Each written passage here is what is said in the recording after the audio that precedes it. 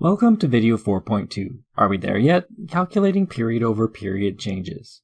In the previous video, we took a look at the strategic dashboard example. In this video, we'll calculate period over period changes, enabling high-level insight into business performance.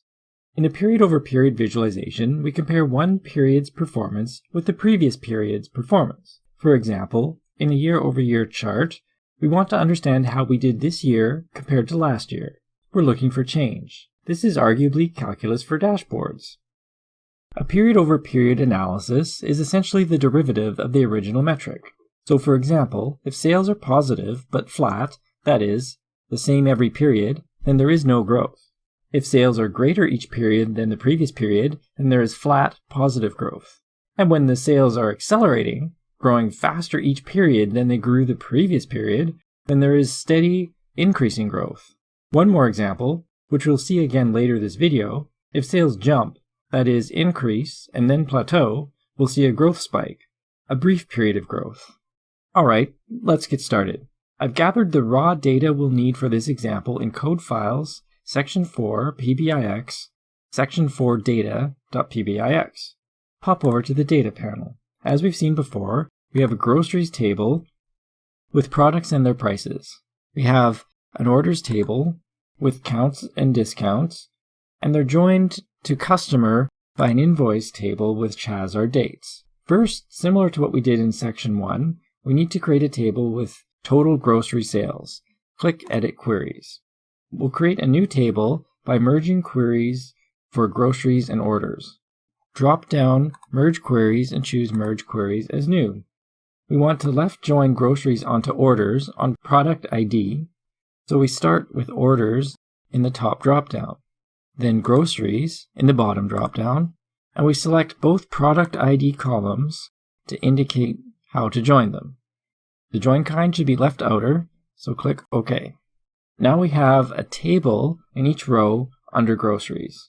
We'll split out the price. Click the expand icon in the column header, choose aggregate, sum of price, and untick use original column name as prefix because that will create an excessively long column name. Click OK.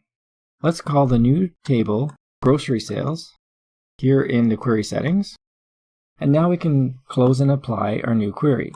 Next, we need to multiply out sales by orders and include the discount. That uses another trick which should be old hat by now, a custom column. Choose our new grocery sales table and then new column. Here, we're just subtracting the discount and multiplying out by the count. This will serve as the base metric for our period over period computations. Next, we'll actually add a year over year calculation. Click New Quick Measure. From the drop-down under Calculation, choose Year over Year Change. Our new sales metric will be our base value, and from invoice, we'll use invoice date as the date. And we'll leave the number of periods at 1 for 1 year comparisons. Now we have a sales year over year metric. Let's do month over month while we're here. Once again, new quick measure.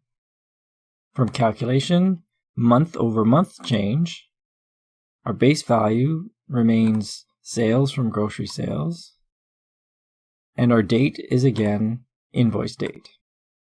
Now we could bump the number of periods to 2 if we wanted a bi-monthly comparison, but we'll stick with 1.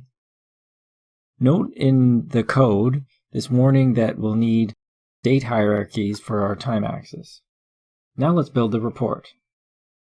Hit checkmark to save our query and move to the Report tab. For our first period over period chart, we'll use a line and clustered column chart. Let's put it 1 cell down and drag it out to be about 9 cells wide. Our columns will be grouped by category, so from category, we'll choose category name as the column series. Our shared axis will be invoice date, and the column values will be our new sales month over month metric. We'll contrast this with the total sales by adding sales to line values. Note how sales actually go way up from 2015 to 2016 and then stagnate. Yet month over month is actually higher before 2016 and kind of decreases. We can draw more attention to this with a year-over-year KPI. So click in the canvas and then click KPI. For indicator, use our new sales year-over-year %. For the trend axis, invoice date, which we'll set to be a date hierarchy. We actually have some target goals defined for each category. So from category, drag target to target goals. And then make sure we're using the sum. Note the spike in year-over-year KPI here. Growth increased and then dropped even though sales were higher after the spike. This corresponds to the period of growth here in 2015 to 2016, and that's exactly what year-over-year is all about. Let's pack this KPI up top. It will be an essential part of our strategic dashboard, so be sure to save your work.